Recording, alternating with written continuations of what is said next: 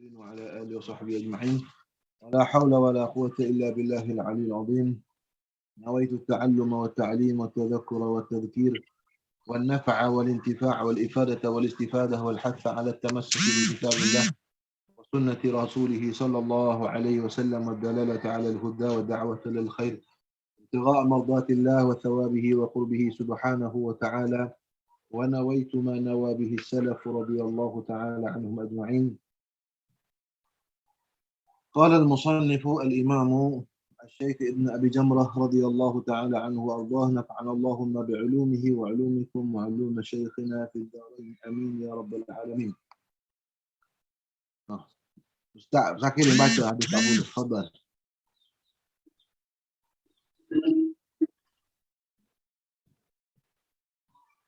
An Abi Hurairah.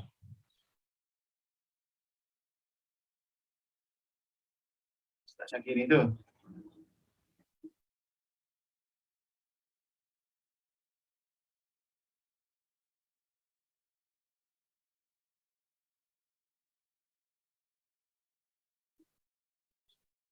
Nyak tak? Dekat. Nyak tahu. Leh grup ke? Tangan. Bismillahirrahmanirrahim. Hai, tawaduk ni. Man tawaddu'a lillahi rafa'ah. Baik. Tak apalah, Ustaz siapa nak baca? Bismillahirrahmanirrahim. Alhamdulillahirabbil alamin wassalatu wassalamu ala sayyidina Maulana Muhammad wa ala alihi wa sahbihi ajma'in.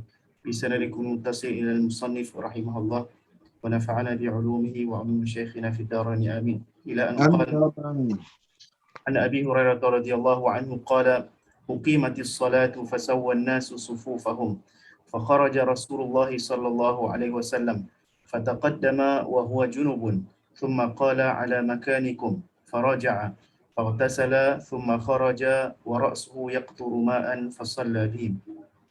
Ada riwayat daripada Sayyidina Abi Hurairah radhiyallahu taala anhu warḍah qala uqimatis salatu.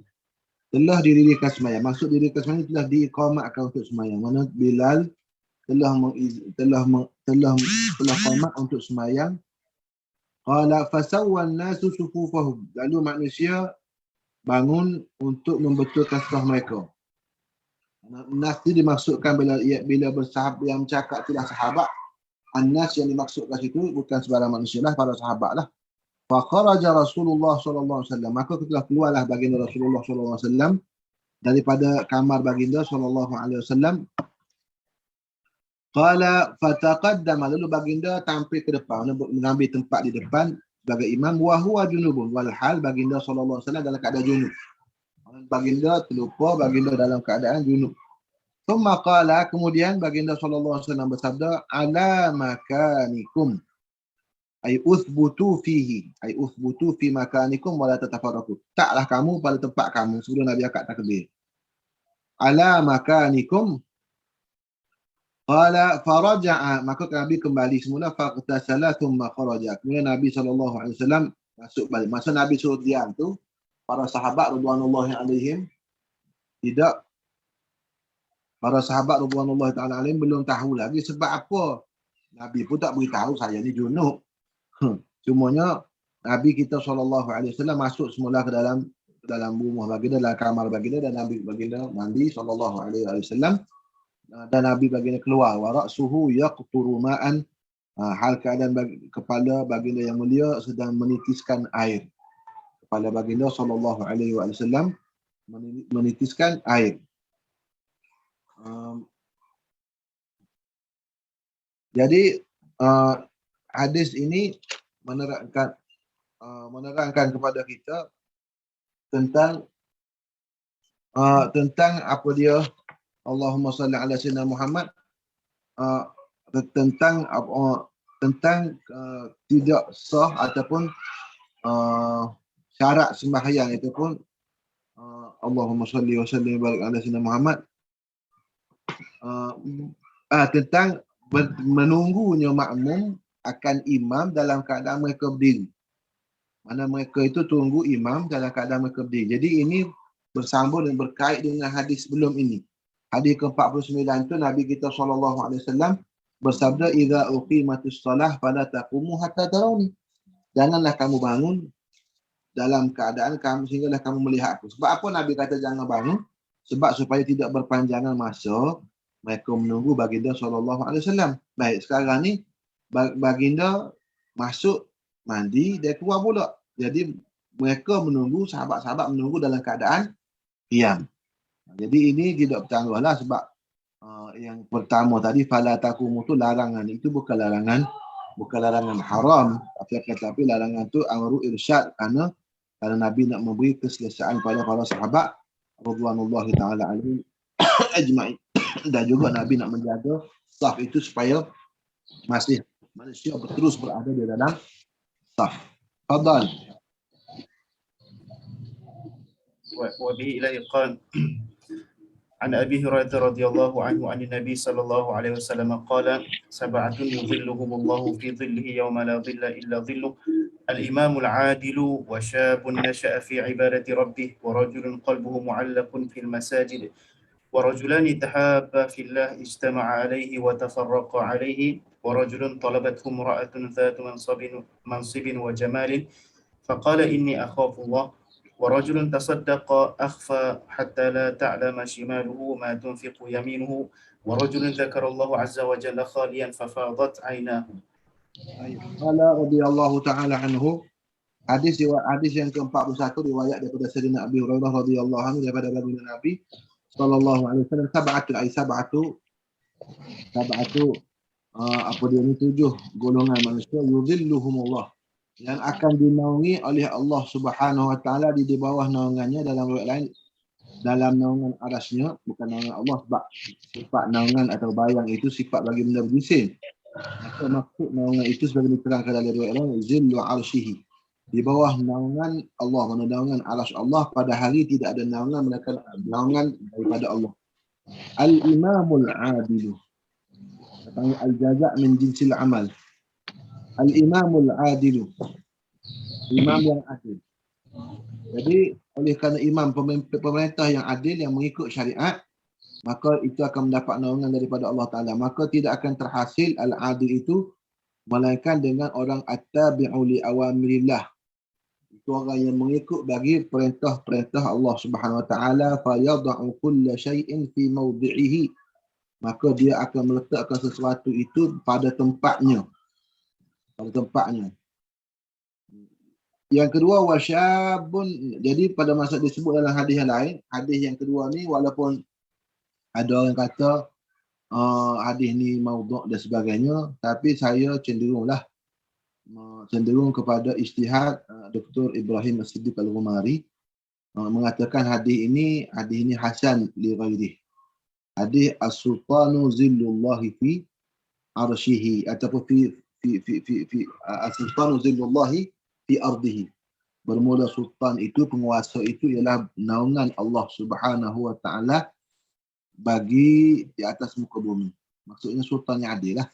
Sultan yang mengikut perintah Allah itu diibaratkan seperti naungan Allah Subhanahu wa taala di atas muka bumi. Maka sesuailah dia dibalas dengan dapat naungan Allah Subhanahu wa taala. Yang kedua wasyabun nasya'a fi ibadati rabbih. Itu seorang pemuda yang membesar di dalam beribadah kepada Tuhannya. Ini suatu benda yang payah. Sebab seorang asyababu jununun. Sebab masa remaja ni manusia bagaikan gila, tak ada akal. Dia buat benda tu tidak ikut Allah, sebab lebih mengikut hawa nafsu. Tiba-tiba orang remaja ini dia ditarbiyah ataupun diduduk macam kata Syakir ini, duduk dalam usrah sokmoh. Bukan duduk dalam usrah, maksudnya dia dalam tarbiyah, terdidik dia dalam program ibadah. Bukan buat program hiburan untuk anak muda. Anak muda sepatutnya diprogramkan dengan program ibadah. Yang ketiga, rajulun qalbuhu mu'allaqun bil masajid. Seorang laki-laki yang mana hatinya terkait ataupun tertawan dengan masjid. Wa rajulani, dan 2 laki-laki tahabba fillah, mana berkasih sayang dia kerana Allah. Ijtama'a alaih, dan bertemu dan mereka di atas kerana Allah. Wa tafarraqa alaih, dan berpisah juga kerana Allah. Itu yang ketiga. Wa rajulun talabatu imra'atun dhatu mansibin wa jamalin, dan lelaki yang digoda oleh seorang perempuan, yang dituntut oleh seorang perempuan, yang digoda oleh seorang perempuan Yang perempuan itu punya kedudukan, mana aman. Maknanya kalau dia berlaku apa-apa pun, kira-kiranya perempuan itu akan cover dia. Perempuan yang zatu mansibin. Yang kedua, godaan yang kedua, wajamalin. Perempuan tu pula lawa.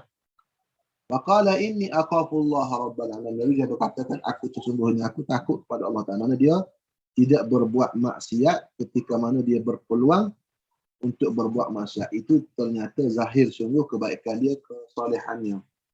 Dia ni kadang-kadang tidak buat maksiat bukan kerana kita baik. Kita tak buat maksiat kadang-kadang kerana kita tidak ada peluang untuk buat maksiat. Maka orang yang baik, kalau ada peluang buat maksiat pun dia akan tidak buat maksiat. Jadi, katanya setengah ustaz-ustaz lah, yang perkataan dia tu benar lah. Syarat untuk jadi jahat ni dua. Pertamanya hati jahat, yang keduanya ada peluang untuk buat jahat. Jadi kadang-kadang orang tu dia jahat tapi tak ada pernah nampak dia buat jahat. Maka orang kata dia baik. Allah Ta'ala sembunyikan dia. Tapi pada hakikatnya hati dia sentiasa nak buat jahat. Tapi ada orang tu sekalipun dapat peluang diuji oleh Allah Ta'ala, maksudnya kita minta izin daripada Allah Ta'ala daripada ujian seperti ini, maka orang itu dia lulus ujiannya, dia tidak buat jahat walaupun ada peluang. Wa rajulun tasaddaqa bi sadaqatin akhfa.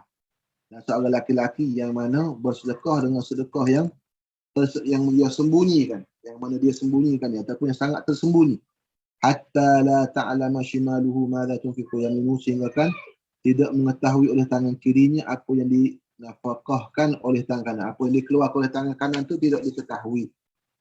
Kalau Ustaz Fahmi Zamzam rahimahullahu ta'ala, dia kata kalau sedekah yang tersembunyi itu pasti sedekah sunat. Sebab sedekah wajib itu kita sunat kita zahirkan. Sedekah wajib itu macam zakat. Zakat ni kalau contoh kita meniaga banyak, contohnya kita meniaga ubat cicak, laku banyak untung, jadi kaya raya dah, alhamdulillah rabbil alamin. Jadi zakat tu kena bayar. Kalau kata masya-Allah dia tu kaya raya dah, tokel apa ratus serangga itu contohnya, tapi zakat tak pernah bayar contohnya. Maka tak boleh, dia kena zahirkan bahawasanya kita ni orang yang bayar zakat. Kalau tidak dicela sebab itulah antara sebab kita dituntut menzahirkan. Buat cik besar-besar pun tak apa. Buat cik besar-besar tak apa, berzakat. Zakat tu zakat wajib. Mana kita berlafaz pula, ini zakat harta saya. Disunatkan kita menzahirkan yang wajib. Tapi kalau yang sembunyi, yang sunat-sunat tu sembunyikan. Kata almarhum Syekh Rayyan, Syekh Ahmad Ali Tahir Rayyan, kalau tangan kiri dia tak tahu, isteri itu tak boleh tahu juga lah. Isteri kita pun tak tahu kita bagi sedekah. Jangan bagi tahu. Sebab tangan kiri kita pun tak tahu. Tangan kanan kita bagi apa. Seolah-olah dia sembunyikan sangat sedekah tu sehingga kan tangan kiri itu pun tidak tahu sedekah dari tangan kanan. Maknanya dia sembunyikan sangat-sangat. Wa rajulun dzakarallaha azza wa jalla qaliyan fafadat aynah. Dan yang terakhirnya seorang laki-laki yang menyebut nama Allah SWT hal keadaan bersembunyi ataupun dalam keadaan sunyi, fafadat aynah, dan sehinggalah menitiskan air mata. Jadi sebenarnya perbincangan tentang hadis ni panjang. Antara yang menariklah saya pernah belajar, saya belajar dengan Syekh Ahmad Fahmi Zamzam rahimahullah ta'ala dalam kitab beliau 40 hadis akhlak mulia. Dalam 40 hadis akhlak mulia tu, hadis terakhirnya adalah hadis ni. Hadis sab'atun yudilluhumullahu yawma la dhilla illa dhilluh. Dalam akhir 40 hadis akhlak mulia tu dia sebutkan huraian beliau tentang 7 unsur, 7 elemen yang akan mengelukkan masyarakat Islam. Mana kalau elok 7 perkara ni, maka akan comellah Islam. Pertama, kepimpinan. Yang kedua, remaja, orang muda, kita beri perhatian dia dengan fungsi ibadah. Yang ketiga, kita hidupkan masjid. Lepas tu kita jaga hubungan sesama Islam, dibina di atas dasar mahabbah. Dan juga kita jaga wanita, jaga perbatas dan pergaulan wanita, dan dengan lelaki-laki. Dan juga dan kita banyakkan sedekah sunat. sedekah-sedekah sunat yang kalau yang paling baiknya sedekah yang lebih sunat tu lebih tersembunyi lagi. Mana kita hidupkan sedekah akan maka ketika dia yang kata akhir hidupkan oleh zikir. Zikir bukan sahaja di tempat agama. Zikir yang tempat agama tu katanya guru kita Syekh Mustafa Nadwi sebagai latihan saja. Kita buat zikir malam Jumaat sebenarnya zikir itu setiap masa disembunyi kita dengan di hadapan Allah Taala. Maka ketika tu dah baru kita menamakan zikir sebenarnya.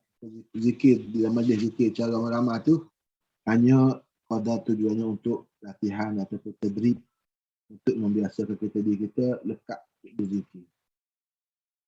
Wallahu subhanahu wa ta'ala a'la wa a'la. Saya rasa cukuplah setakat tu untuk Mukhtasar Ibn Abi Jamrah pada pagi yang berbahagia ini. Sebelum kita pindah pada apa dia ni hadis 40 Fathul Mubin tu, kalau ada soalan boleh kita bincang sikit. Wallahu a'lam. Sallallahu alaihi wasallam.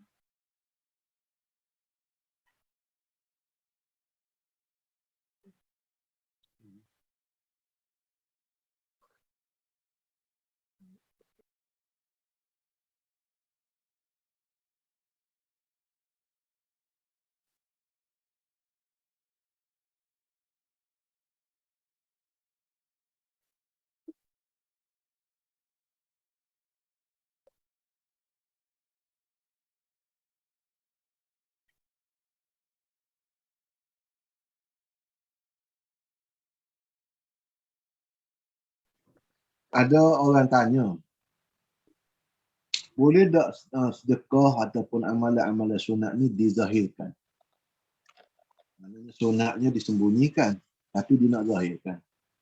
Jadi kalau kita tengok dalam kitab ni, dalam kitab Hasyah Syanwani ni, kalau tak silap, ada tempatnya Al-Imam Muhammad bin Ali Syanwani ni dia sebut, boleh kita zahirkan kepada orang-orang yang terpengaruh dengan kita. Mana orang-orang yang kalau seorang imam, contohnya seorang imam, seorang pemimpin, dia boleh sembahyang di sunat di tempat ramai sebab orang ikut.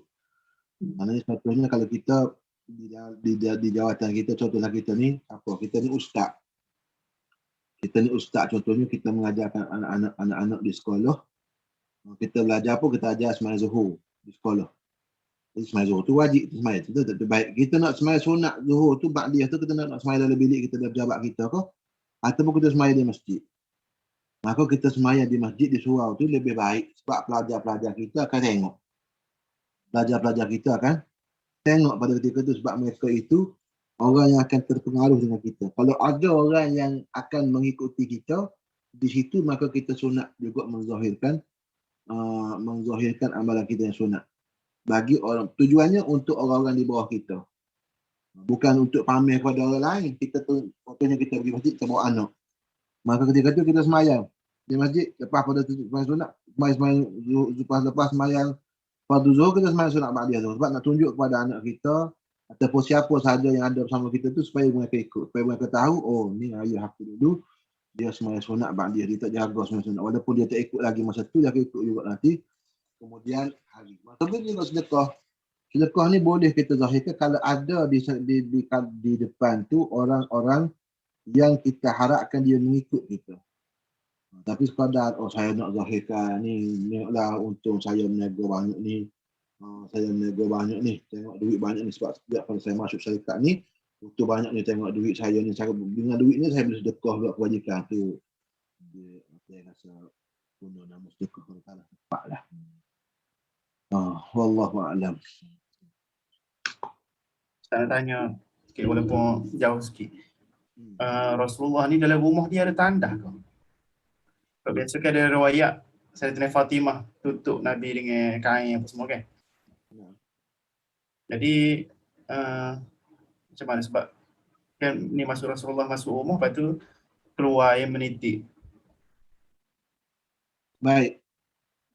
Dalam rumah baginda sallallahu alaihi wasallam ada kodok tandas.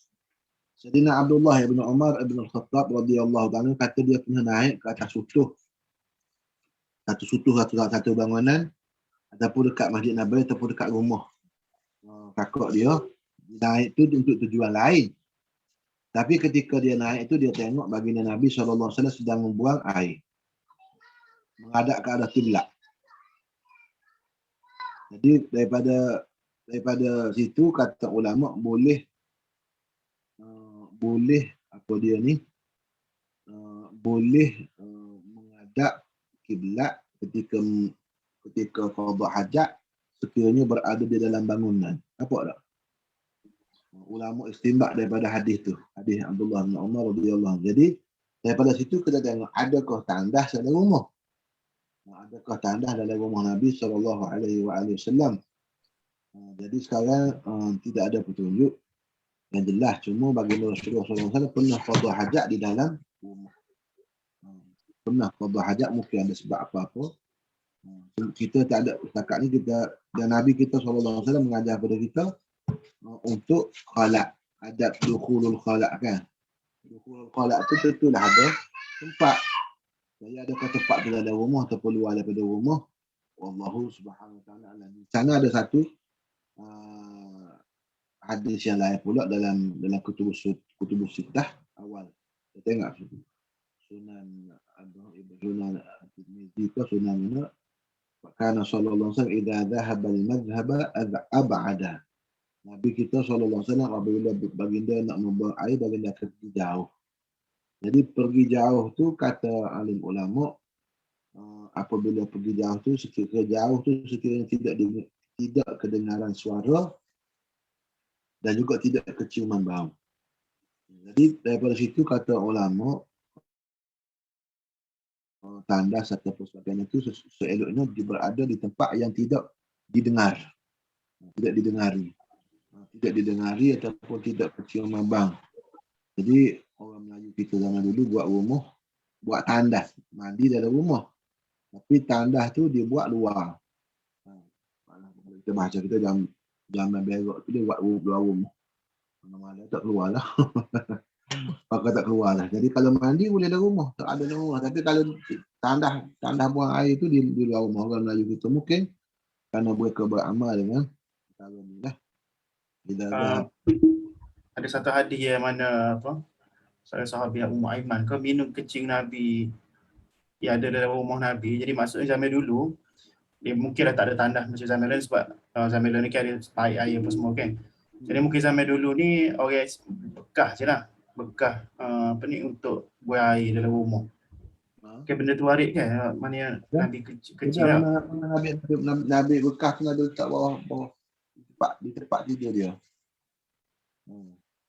Mana bekah air kecil Nabi tu dia diambil oleh seorang Barakah Al-Habasyiyah tu Ummu Aiman dah. Maka jadi diminum dan Nabi kata dia tak akan masuk neraka.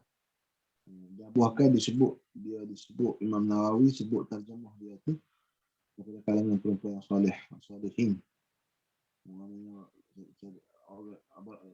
Ummu Aiman tu panjang umur dia sehingga dia masih ada selepas Nabi wafat. Ada Sayyidina Abu Bakar Siddiq dan Rasulullah selalu berziarah dia. Dan apabila Rasulullah SAW wafat, Sayyidina Abu Bakar beritahu kepada Sayyidina Umar, marilah kita pergi berkunjung meneruskan aktiviti Nabi SAW mengunjungi Ummu Aiman. Sebab bila Ummu Aiman bila Nabi wafat, ada orang nak berziarah kan Ummu Aiman, maka kita ni yang masih hidup ni selalu ziarah Ummu Aiman bersama dengan Nabi, maka kita kena pergi juga lepas Nabi tak ada. Sallallahu alaihi wasallam. Meneruskan amalan-amalan baik yang dilakukan oleh orang terdahulu selepas mereka meninggal dunia. Itu silaturahim. Juga Imam Nawawi sebut dalam kitab Riyadhus Shalihin bab ni dalam bab menziarahi orang-orang soleh. Menziarahi para salihin. Jadi macam mana dia buat oleh para sahabat? Siapa orang soleh dia ziarahi oleh Sayyidina Abu Bakar dan Sayyidina Umar? Itu Sayyidatuna Ummu Aiman. Pengasuh baginda sallallahu alaihi wasallam. Wallahu subhanahu wa ta'ala. Assalamualaikum Ustaz. Boleh ke nak tanya? Soalan.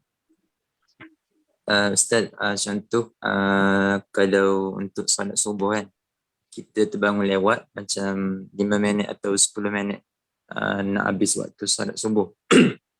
Lepas tu kita macam sakit perut. So kita habis-habis lepas ambil wuduk tu tengok dalam dah 2 minit 3 minit dah habis waktu solat subuh, adakah kita kena niat qada ataupun boleh teruskan solat subuh niat biasa? Niat biasa. Niat biasa. Niat biasa. Walaupun dia selagi mana kita akad takbir itu dalam waktu, masih dalam waktu subuh, maka kita sembahyang kita tu adaan, masih dalam waktu insya-Allah. Al-ada tu mana wuqu'ul ibadati fi waqtihil muqaddari lahu syar'an, kata Maulana Syekh Al-Jum'ah. Ada ni kita menjatuhkan, kita melakukan ibadat kita tu pada waktu yang telah ditentukan baginya pada syarak. Sekarang ni sembahyang tu bila masuk kita dah sembahyang, kita masuk dengan takbiratul ihram, Allahu Akbar. Jadi kalau Allah Akbar itu dalam waktu sembahyang, maka sembahyang kita tu dikira adaan. Sebab kita menjatuhkan takbir itu dalam waktu sembahyang. Dan kita pun tidak perlu nak tunggu nak keluar waktu dulu. Tak, kita niat sembahyang sebagai adaan. Jadi kalau dah keluar juga, sebab mana tahu kita sembahyang 2 minit itu sempat siap belakang sudah habis waktu. Jadi Allah Ta'ala panjangkan 2 minit itu bagi kita, sehingga kan 2 minit kita tu jadi karamah bagi kita, jadi lebih pada 10 minit bagi orang lain. Jadi Allah panjang masa tu boleh dipendek ke bagi itu, dia boleh dipanjang pada. Jadi sembahyanglah niat dengan niat adaan Allah Ta'ala. Cuma kalau kita habis waktu sekalipun, sahaja aku sembahyang fardu zuhur, fardu subuh 2 rakaat adaan, pada ada habis waktu. Kalau adaan itu dilaksanakan dalam keadaan bukan dia nak main-main, maka jadi qada juga walaupun dia niat adaan. Tapi sahlah sembahyang tu Ustaz, walaupun niat qada, walaupun niat biasa pun. Ya, sejauh mana dia tidak bermain-main. Tapi benda tu sunat. Adaan tu pun tak disebut dalam niat. Kalau dia tak sebut langsung pun tak ada masalah. Usalli fardal subhi raka'ataini lillahi ta'ala, tak sebut adaan ataupun qada. Terhati mereka akan catat kalau bahasa syahli Jumaah tu. Mereka akan catat ni qada. Qada maknanya sebab dah keluar daripada waktu lah. Walaupun kita tidak membentangkan adaan ataupun qadaan dalam niat kita, itu memang bukan syarat niat pun. Syarat niat tiga, qasad, ta'arud dan ta'yin. Qada dan adat itu tidak wajib. Bahkan kata Imam Suyuti, kalau tersalah pada dia tidak mengapa. Wallahu a'lam. Terima kasih Ustaz.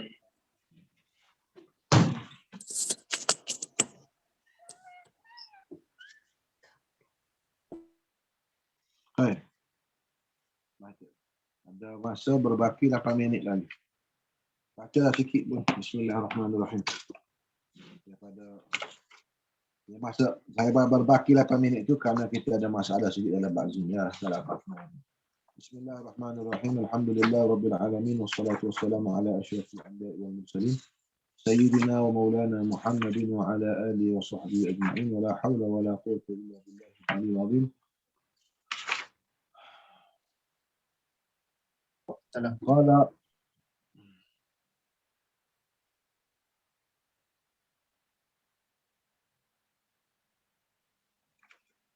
على جميع نعمه. Gitu Ustaz.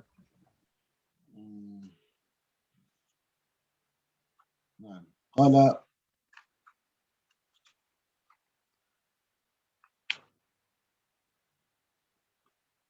نعم على جميع نعمه واختلفوا kan? Ya. قال رضي الله تعالى عنه نفعنا اللهم بعلومه وعلومكم وعلوم شيخنا في الدارين آمين. واختلفوا هل لله سبحانه وتعالى نعمة على كافر في الدنيا؟ فقيل نعم وعليه الباقلاني. وقال الفخر الرازي إنه الأصوب بقوله تعالى يا بني إسرائيل اذكروا نعمتي التي أنعمت عليكم وذكر آيات كثيرة فيها dalalatan fiha dalalatun lidzalika. Wa qila la li'annahu wa in wasalat ilaihi ni'amun lakinnaha qalilatun haqiratun la i'tidada biha li'adaiha ila ad-darari ad-daimi fil akhirati fahiya kahulwin fihi summun. Wa min thamma qala ta'ala wa la yahsabanna alladhina kafaru annama numli lahum khairul li anfusihim al-ayata ayatan min al-ayata. Wal khilafu lafziyyun idh la nizaa'a fi wusuli ni'amillahi ilayhi wa innama an-nizaa'u fi annaha idha hasala 'aqibaha dhalika ad-dararul abadiyyu hal tusamma hina idin fil urfi ni'aman aw la wa huwa nizaa'un fi mujarrad tasmiyati.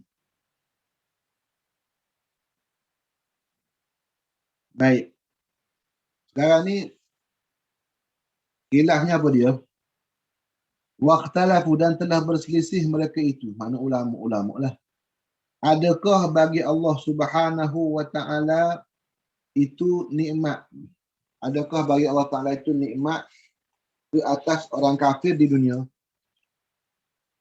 Adakah Allah Ta'ala memberikan nikmat kepada orang kafir di dunia? Jadi berbalik kepada apa? Pada ta'rif nikmat tu lah. Ini disebut ta'rif nikmat sebelum ni. Perbincangan ini datang selepas dia tahu ta'rif nikmat. Dia kata sini lainul aishi wa khasbuhu.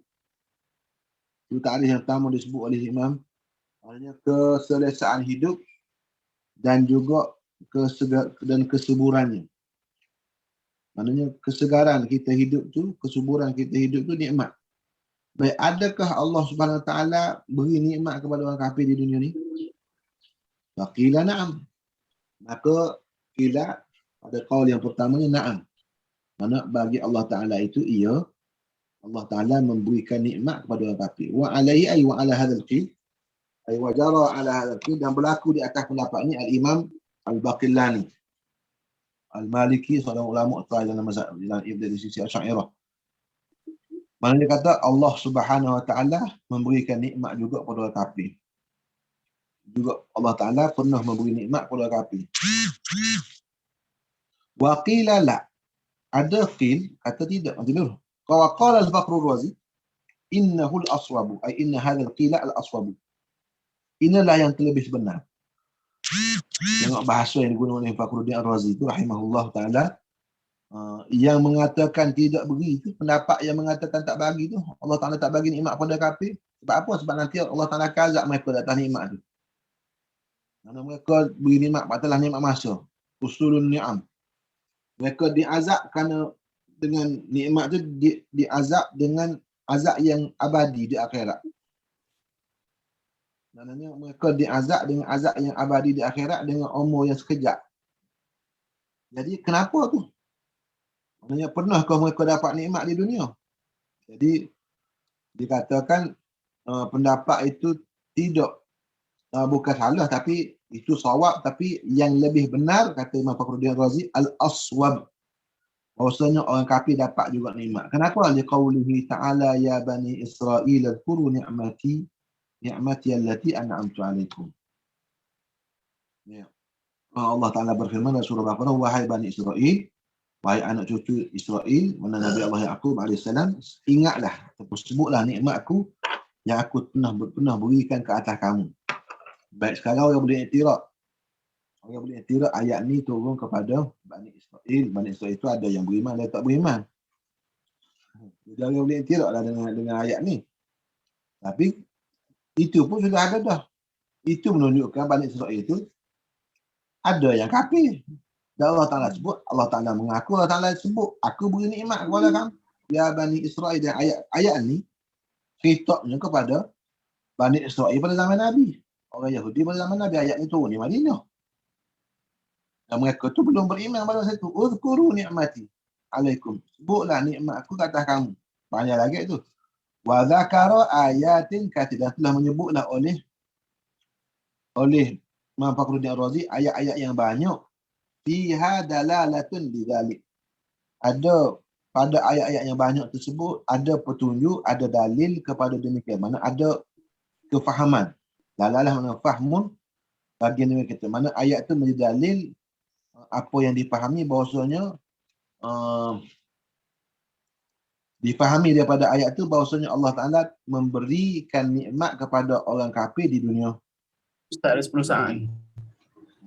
Wallahu Tak teruk. subhanahu. Tak apa, kita ambil dulu. Allah Subhanahu Wa Ta'ala. Sambung lagi ke? Saya rasa tak payah dah sebab Cukup dah. panjang. Wallahu Subhanahu Wa Ta'ala a'lam wa a'lam wa sallallahu ala sayyidina Muhammad wa ala alihi wa sahbihi wa sallam walhamdulillah.